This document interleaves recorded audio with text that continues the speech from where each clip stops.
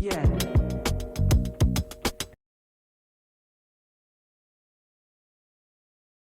Beautiful. Welcome back to She's Beyond Elevated. So today's episode is titled Building Wealth That Outlives You, right? And I want to start with this.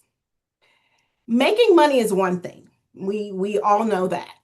Keeping it, protecting it, and building systems that truly allow us to make the money and the money outlive the life that we've created here on earth is truly the goal, right?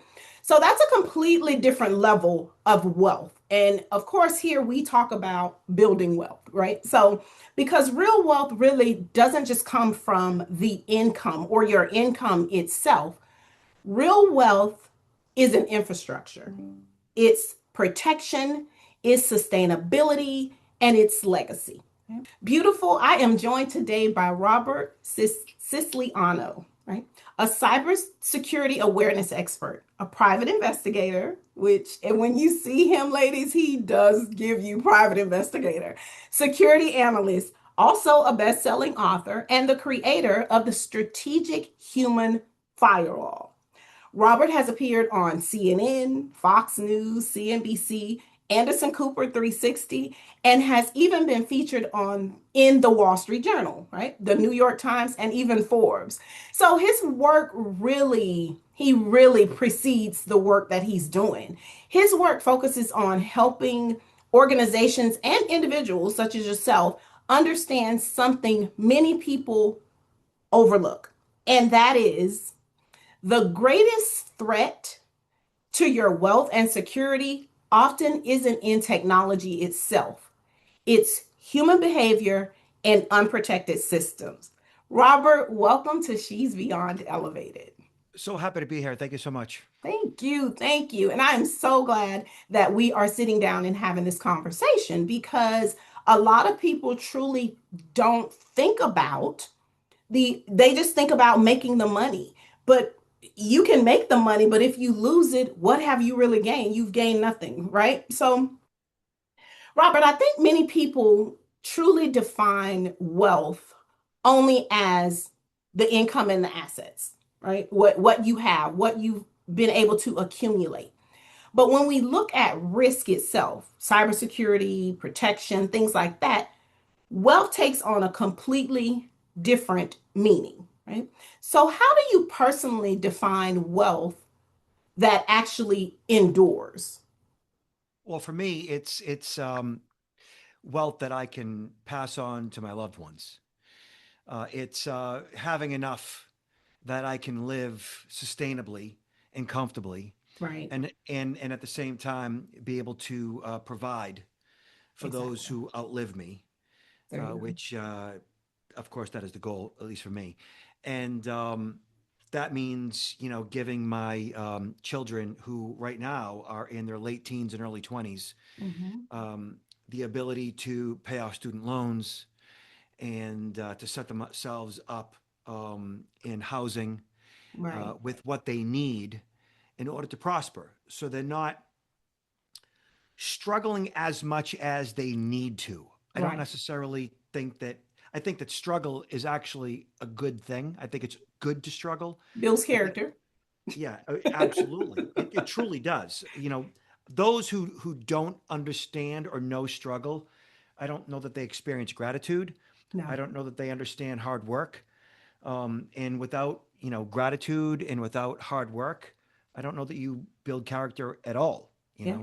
I think you expect, and I think that's problematic. All that Yes. being said, uh, my wife and I were in our late 50s, and we have a nest egg, and we are looking at, enough that we likely will be able to live out our lives without issue. Uh, our children are already, massing debt from student loans. And we paid for their primary school education for what, like 15 years, private school. Right. And now college, that's a big deal. And we said to them, at some point, we got to start saving for ourselves too. and so, Exactly. so we paid for primary education. and we're saddling them with college debt, knowing that once we retire and they determine their next steps once they graduate, um, we will likely have something left over in order to begin to pay down their debt, but not until we know where we're going to be at. Exactly. Right. That's that's the name of the game. And I mean, after so long, when you've taken care of the children, you brought them here, you took care of them and took care of them well, at some point you do have to worry about yourself. So what is my next step? What am I doing? How am I protecting myself in the future as well? So why is protection such an important part of building a wealth strategy? So you are likely familiar with, and if you're not, or your audience isn't, there is currently a 124-ish trillion dollars in wealth that is owned by the baby boomers, the silent and or the greatest generation. So Right. basically, like our parents have Mhm. amassed 124 trillion dollars, And and that's they're called trillion with a trillion with the T. T. Yeah, Yes. yeah, and they're calling that money the greatest transfer of wealth in human history. So essentially, like, we'll use my dad as an example. Okay. My dad is the bluest of blue collar workers. He was a union pipe fitter for 40 plus years. And in those 40 years, vacationed very little, saved Hmm. everything, Yes. understood compounded interest ever since he got his first job. Hmm. And from there, he socked his money away, paid off his mortgage, and watched his money grow through compounded interest and all of his various investments. On Right. top of that, annuity, pension, the whole thing. So, with his mortgage paid off and all of his wealth that he built over a lifetime, I don't know exactly how much he's worth, but with a home that is over an acre, 20 minutes north of Boston, in a very nice, you know, at this point you would consider a wealthy neighborhood, which Right. it wasn't when he moved in. Of course. Um, I think he's probably worth somewhere between, I don't know, 2.5 and 3.5 million is what I'm guessing. Correct. As a blue collar guy, Which no one expects. No, like people really truly don't expect, but that generation, you're exactly right. They amassed a huge amount because the focus was different then than it is now. yeah, he would be the definition of the millionaire next door, you Hmm. know? Yeah. And so that money, his wealth, will likely be dispersed amongst me and my siblings Hmm. when he passes. Right. You know, it's going to happen. I mean, meaning he's going to pass. Exactly. And, I understand that he has a trust. And I understand that his home, that is paid off, is in a trust along with his most of his investments and such. Great. And Smart guy. That's yeah, and that money truly is the target of organized crime today. So yeah. you asked about protection. And so I know that my dad's getting phone calls and emails and text messages on a regular basis, pop-ups on his computer on a Correct. regular basis from criminals worldwide whose full-blown intention is to get every dime that he's ever worked for and every dime he's ever invested. I know that that is exactly what they intend on doing. Yeah. And because I study this and I engage with these criminals, these organized criminals, Wow. not just the tactics, but the individuals themselves. I've met them, and I know how they function, and I know what their motivations are. I know that every single phone call, email, text message we get is planned out.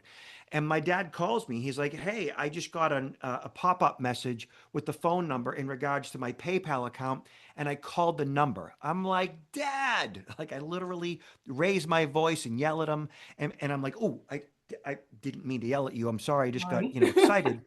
And like dad, you can't call those numbers. Like you can't react like that. Like you have to basically do nothing like when it comes to responding to the urgency of these requests, because that's what they want you to do. They want you to pick up the phone, because once you get on the phone they know exactly how to pull at your heartstrings. They know exactly how to affect you emotionally. They know exactly what to say and what to do to get you to click a link to allow them to remotely log onto your computer.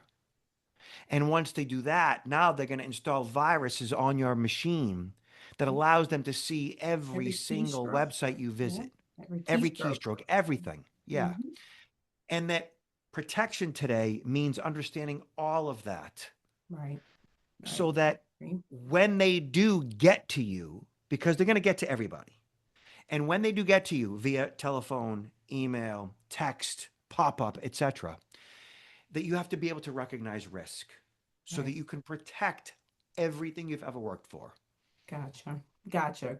Gotcha. That's great information. It reminds you of that movie. What was it called? The Beekeeper, I think it was. Did you see that movie? That Awesome movie movie. was exactly what's happening. Yeah, but it really shed light on the things that criminals are doing, and they are waking up earlier than you to figure out how to bankrupt you. Basically, that's that's what they're doing. They're waking up early for it. Now, Robert, you often talk about the ideal that humans, not hackers, are frequently the biggest vulnerability, right? So, how does human behavior itself quietly put people's businesses and finances and even their future wealth at risk?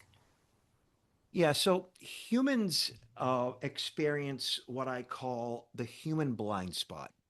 Mhm. We were born with it, we're going to die with it.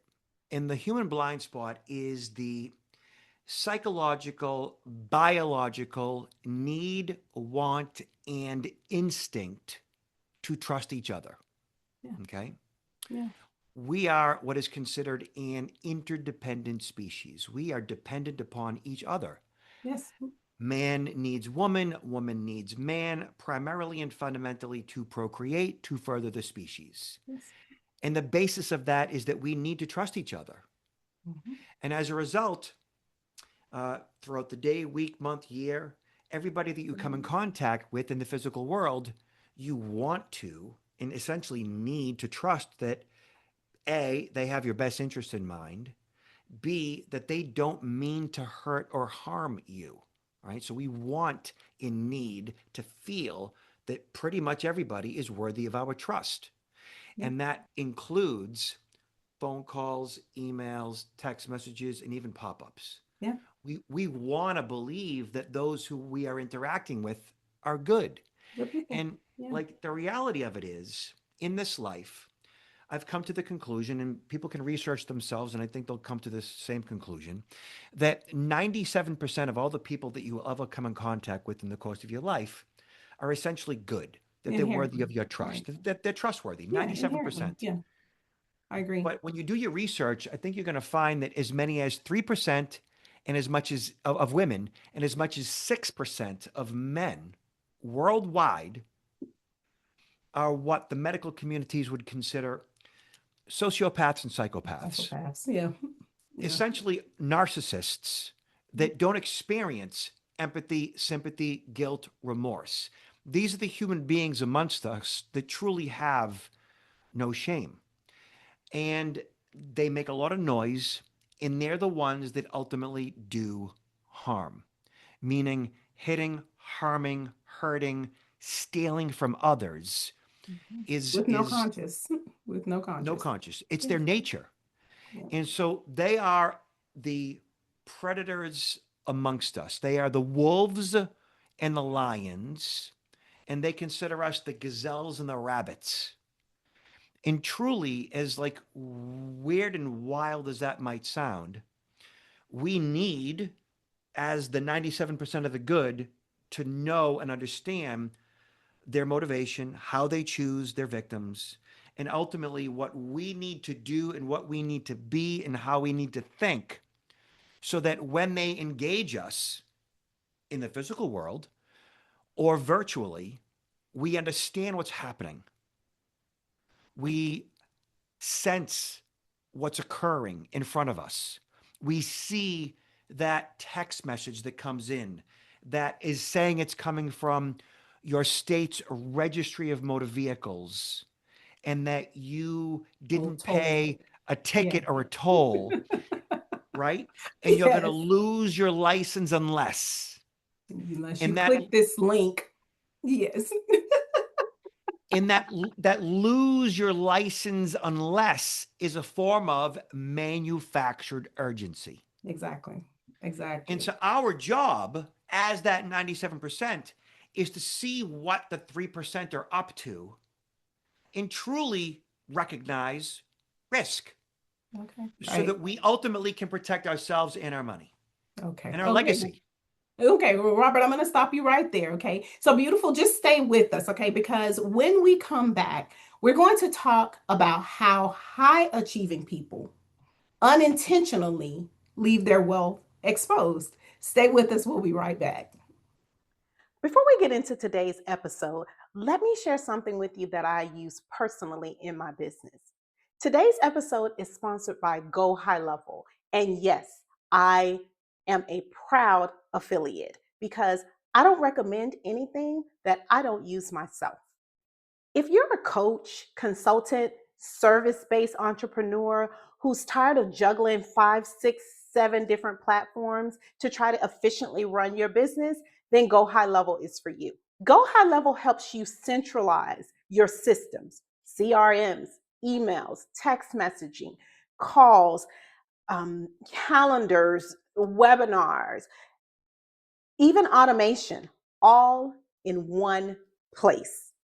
For me, time freedom is non negotiable. Legacy doesn't require burnout. And Go High Level helps me build a business that works with my life and not against it. If you want to explore it for yourself, you can learn more by using the affiliate link in the show notes. Now let's get back to the yellow. Okay. So Robert, many people focus heavily on earnings. And this conversation I am just hype about because of course we talk about building wealth here, but I don't think and I think where a lot of things fall short is that once we teach you how to build it, we don't teach you how to keep it. And that is the main reason that I really wanted you to have this conversation because I was so intrigued about what you teach. So many people focus heavily on earning, right? But not enough on the systems, meaning how they keep their money, whether they have a will versus a trust, all of those things. People don't really focus on those things. And it's just been here recent that these conversations are even coming about because, like you said before the commercial, we have an inherent feeling to trust people. That's who we are. So what does it actually look like to build systems that allow your wealth to survive beyond one paycheck or one person or one season, even one generation? Well, from my perspective, Mhm. it begins with personal protection. Certainly from a wealth perspective, it's obviously bringing in more than you spend. It's Exactly. compounding interest. It's engaging in a financial service professional whose job or perspective full time is focusing on managing your financial risk when it comes to the markets and such, Mhm. and making sure that your money's building wealth versus in poor investments, right? And part of that is when I mentioned, of course, using a financial service professional, like I come across individuals all the time who get a phone call, an email, a text message in regards to a cryptocurrency investment. And while I've, dabbled in crypto and invested in crypto, I've run all of that through my financial service professional. But it's like a very minimal, like tiny, tiny segment, a portion of my financial investments. I would never, stake my investments in mass amounts of crypto because A, I don't have that much. B, it's just not a solid investment. But I would never do it without the advice of my financial service professional. But I meet a lot of people who do, and they lose almost, if not everything. Often because when they're engaged in these investments, usually because of an inbound request or an inbound communication, it's always a scam. I mean, it's just always a scam, you Yeah. know. It's one thing if you do your own research and you're in Forbes and USA Today and Wall Street Journal and New York Times and you're doing your research and you're making your investments and you're making your own purchases. It's another thing if you're involved in some type of a scam where somebody contacts you via text message or email and it's like a wrong number text message and they say, hey, and you're like, oh, who's this? And next thing you know, you're engaged in a dialogue with somebody who you don't know who they are. But now, over the course of days, weeks, months, you're actually in a relationship with this person. Yeah. And that person you're in a relationship with is, in fact, a criminal. But you have no idea because you've spent hours and hours and hours engaged in back and forth communications with this human being that's making you feel satisfied Yeah. in regards to who this person is and that you trust them and that they have your best interest in mind, and they've taken up hours and hours of your time with various relatively mundane dialogue that adds up to you feeling satiated in Mhm. regards to you no longer feel lonely. Yeah. Yeah. That's a big deal. It Okay. is. It is. And that is what organized crime is up to today.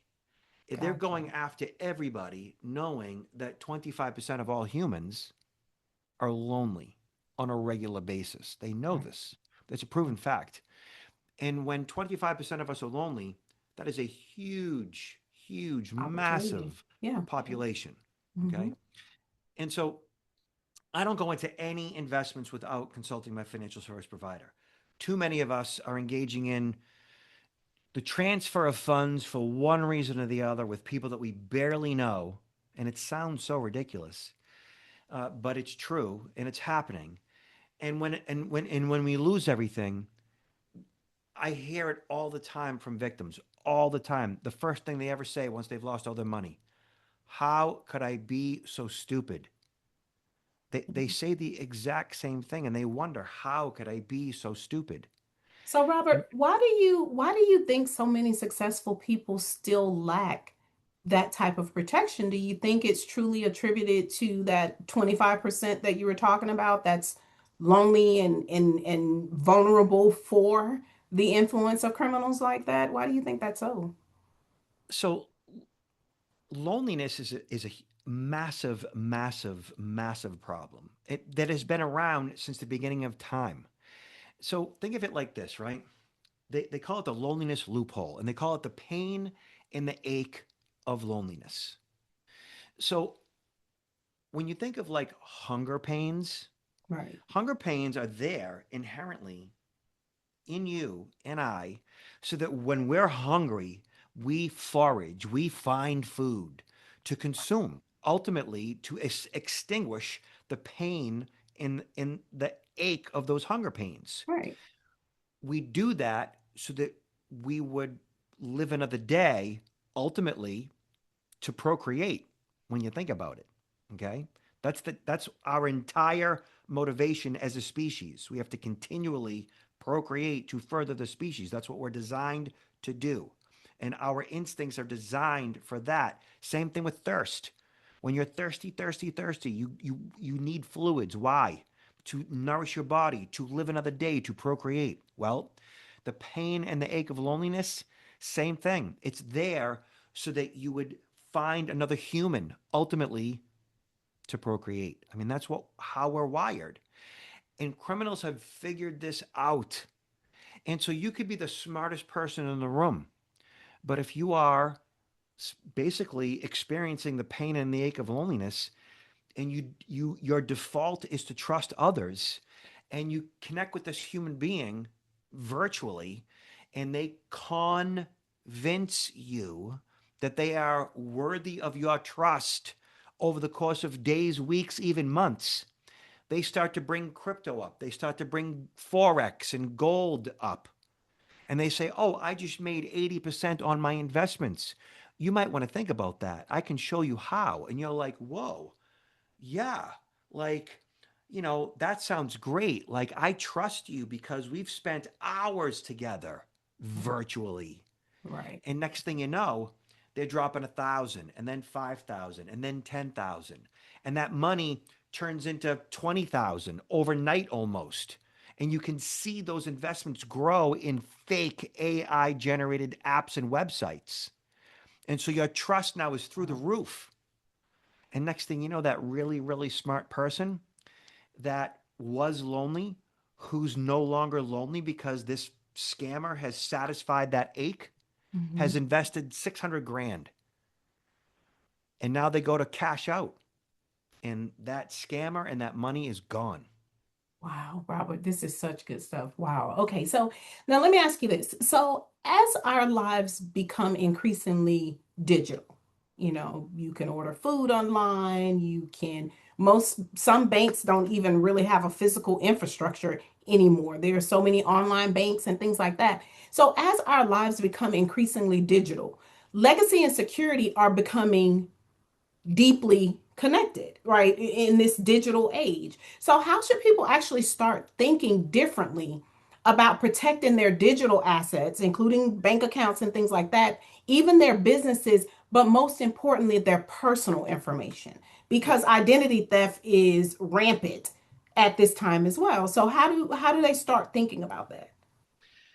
so I look at it as first and foremost, all security is personal, meaning it begins with Gotcha. you. Like personal security begins in your physical world, right? Okay. Personal security fundamentally is like violence prevention. But Okay. like when you think personal security, what's more personal than your identity? You know, Exactly. right? And so when you think about like protecting your physical being, you think self-defense. You think home security. You think locking your doors or installing a home security system. And you'd be amazed how many people don't lock their doors and how many people don't have home security systems. And when I get in front of a live audience and I ask them, like, okay, so, how many of you have the home security system? If I get 15% of the room to raise their hand, that's a lot, which means 85% of the public Is doesn't have a home unprotected. security system. Exactly. And in the US, most people don't know this, between 1 and 2 million homes are burglarized every single year, which means like in the next decade, that's 10 to 20 million homes burglarized, right? So not locking your doors and not installing a home security system puts you and your family, your physical being, and your stuff at risk. Okay. So when I ask that question, like, well, why don't you have that home security system? It's very telling in regards to why people don't engage in security practices in both the physical world and the virtual world. This is kind of important because it kind of defines or exposes um, our understanding of risk Mhm. and our relationship to security, because most people don't truly want to engage in security, and I'll explain. So for example, like, why don't you have that home security system? The most common answer is like, oh, we don't have one because we have insurance. As if insurance is going to protect you at 3 a.m. from an intruder. You know what I Exactly. mean? While you're sleeping. Or we don't have a home security system because my husband says if they're going to break in, they're going to break in. What are we going to do? And basically, he is justifying not engaging in risk management by utilizing fatalism. What are we going to do? We can't protect ourselves anyways. Yes. Frankly, I say I would divorce that guy. Okay. That don't work for me. Yeah, yeah. I I agree wholeheartedly with Okay. on that one. I mean, Wow. really? And then, but truly, the most revealing answer of everything is, well, we don't have a home security system because I don't want to live like that, they say. And I say, well, what does that actually mean? And they say, well, I don't want to have to worry. I don't want to live in fear. I don't want to be paranoid, they say. And that's the problem. Yeah, We don't often engage in basic 101 managing risk, like locking our doors or engaging in healthy password management, because we don't want to have to worry or live in fear or think that others are out to get us, which ultimately is paranoia. We have, especially in our culture here in the US, a very unhealthy relationship with what security truly is versus what we think it is, what it isn't. We think of security as a form of paranoia. People who engage in security practices, they must worry. They must look over their shoulder. They must think people are out to get them. I don't want to live like that, which truly is just silly and wrong, is what it I is. agree. And Yeah. as a result of that, when it comes to security, many of us do nothing. So the next question I asked them is, okay, so how many of you can honestly say, like, I'll speak in front of a room of 100 people. How many of you can honestly say that you use a different passcode across all your critical accounts? Different passcode across all your critical accounts. If I get 10% of the room to raise their hand, that's a lot, which means 90% of them are using the same passcode across multiple accounts. And what then I tell them, well, did you know that there has been about 300 billion of our records compromised in the past 10, 20 years?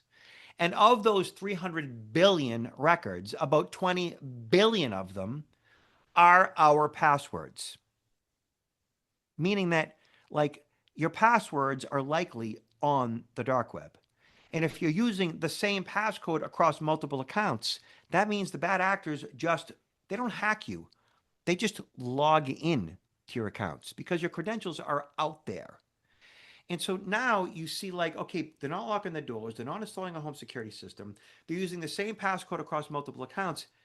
They're just vulnerable and they're not doing anything because they don't want to live like that. So the first step is to recognize your own relationship to security. The Right. fact that we trust by default, the fact that we look at security is kind of actually a bad thing. Like it's about paranoia. No, it's not paranoia.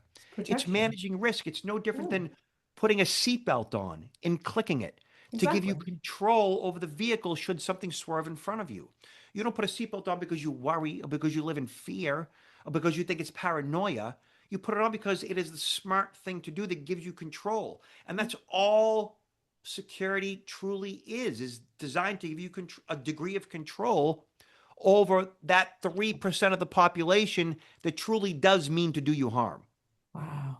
Wow, Robert. This is yeah. And I yeah, this is great. Okay, so don't disconnect here, beautiful, okay? Because what we're going to discuss next could completely shift how you think about your wealth, how you think about protection, and the long-term legacy that you're attempting to build. We'll be right back. Beautiful. Before you go, I want to invite you to take the Wealth Asset Archetype quiz because here's the truth. You don't need more information. You need clarity on what you already carry. The quiz will help you identify the exact strengths, skills, and patterns you already have and how to translate those into income, influence, and real wealth. No guessing, no overthinking, just alignment. You can find the link in the show notes. Take the quiz and start building from who you already are, where expertise becomes wealth. So, Robert, this episode being called Building Wealth That Outlives You, what mindset shift has to happen to someone to stop thinking about just making income, right? And actually start thinking about how to make that sustainable, how to build systems, and how to build a legacy that you know that your work that you've put in to earn this wealth pays off. So if your first step is to think about your relationship, your personal relationship with security and things such as that, what mindset shifts have to happen in order to put you on the trajectory of getting there? So, from my perspective, once you understand that managing risk is like putting a seatbelt on, it's just being smart and making better decisions. Uh, Talk to your financial service professional before you invest in cryptocurrency. Right. Lock your doors, change up your passcodes, set up a password manager, use what's called two-factor authentication, be able to recognize scams every time the phone rings, an email comes in, or you get a text message, right? This is what I call developing yourself as a strategic human firewall. So Technical Right. firewalls are designed to block internet traffic from getting into your device.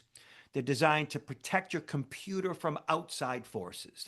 A firewall is designed to stop intruders from getting into your machine. Right.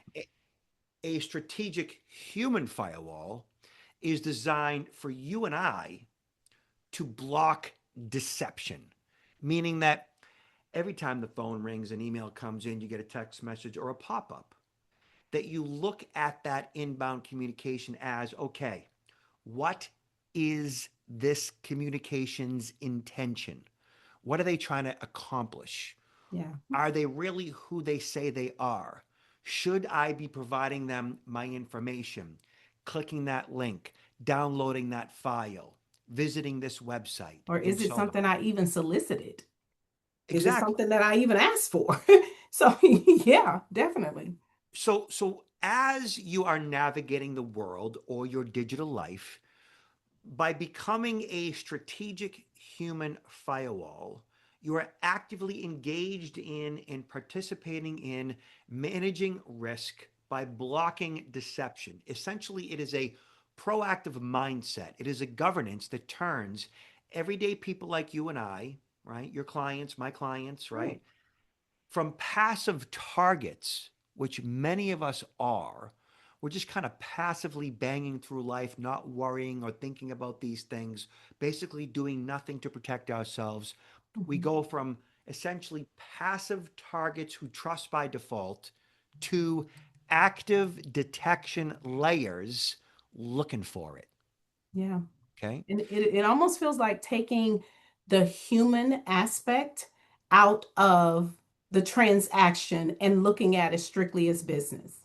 Why, what are you contacting me for? What is it that you desire from me? Did I even contact you? So it's almost like, and that's a different aspect of looking at it versus saying you're paranoid. No, I'm looking at every transaction for exactly what it is, taking the human feelings out of it and deciphering it.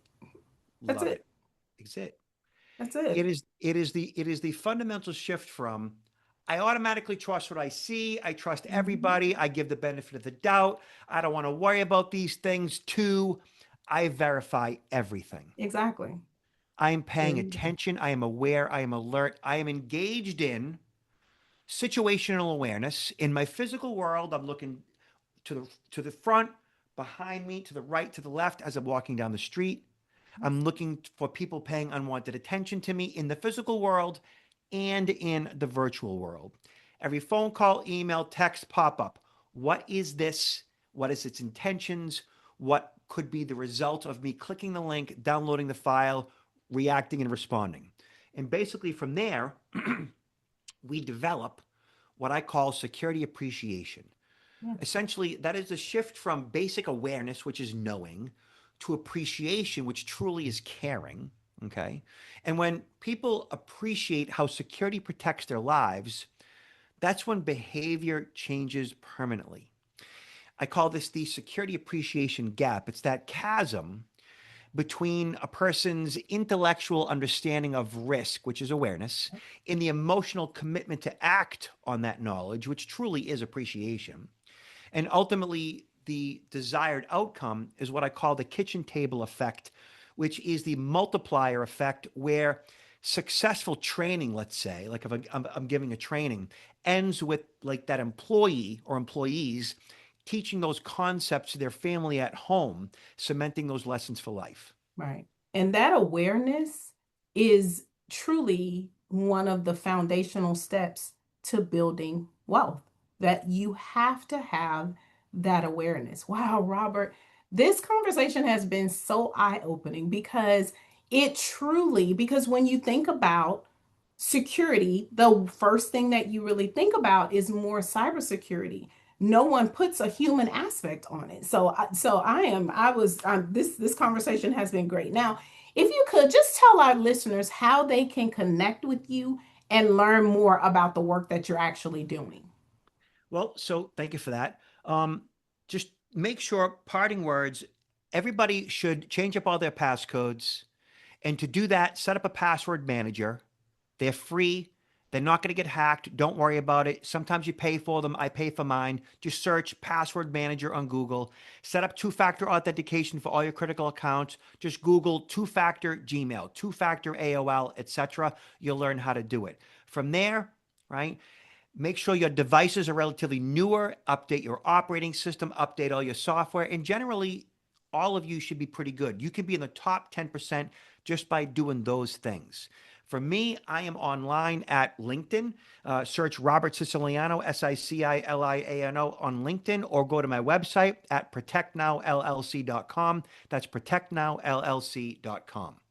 Right. Great, great, great. Now, beautiful, you can actually learn more about Robert and his work at his website. Again, that is protect, PROTECT, now, NOWLLC.com. We'll also have all of Robert's information available in the show notes as well. Now, if this conversation has you truly thinking about your own wealth building journey, I welcome you to take the Wealth Asset Architect quiz. Now, it what it does is it actually helps you to identify the strengths and your weaknesses and the assets that you already possess and how they can actually leverage not only your income, but your influence and how you build long-term wealth. Those links will be in the show notes as well. Now, beautiful, I want to leave you with this. Income creates comfort, right? But systems creates continuity. They truly do. And the real wealth is not just about what you earn while you're here, but it's about what continues because you were here. Robert, thank you so very much for joining us today. This has truly been a great conversation. Wow, I could talk all day about this because you just really don't think. And the other part that really is scary to me is that a lot of people don't even know all of the scams, like even a portion of the scams that are going on. I was on the phone with the driver's license, the toll office, and they actually have a message that says, "We will never contact you via text to pay your tolls." Yeah. The toll department had that. So I'm like, wow. And then I start to think about some of the text messages that I received, and I was like, you know what? Good thinking, Kim, because that was a scam. You know, so this conversation has truly been eye-opening. So again, I thank you so much for jumping on with us and giving just small tidbits, those things that you gave, like a two-factor authentication system. Those are just small things that you can do. It's not a huge undertaking. But that, just doing those few things, you said, puts them in the top 10 percentile, which is absolutely crazy. So it just really makes you know how many people are out here vulnerable, right? Thank So you, Kim. beautiful. Thank you so much for tuning in to She's Beyond Elevated. Now, if this episode resonated, share it with someone who's focused on making money, but is ready to start having conversations about living bigger and leaving a bigger legacy for the ones you love, for the work that you've done, for the wealth that you built. Now, until next time, you weren't born to blend in. You were born to break ceilings, break out of boxes, and break generational curses. Stay bold, stay brilliant, stay beyond elevated, where expertise becomes wealth. Help me, guys, give Robert a wonderful round of applause. Robert, I can wait to invite you back to the show to have some more in-depth conversations about these because, again, this was truly eye-opening and we don't have those. We don't have those. So thank you again for joining me. Thank you. All right. Well, beautiful. Thank you for tuning in to She's Beyond Elevated with Dr. Kimberly Dunlap. If this episode spoke to your soul, share it with another woman ready to rise. Remember, elevation isn't a destination, it's a decision. Keep shining, keep walking in purpose, and I'll see you in the next episode.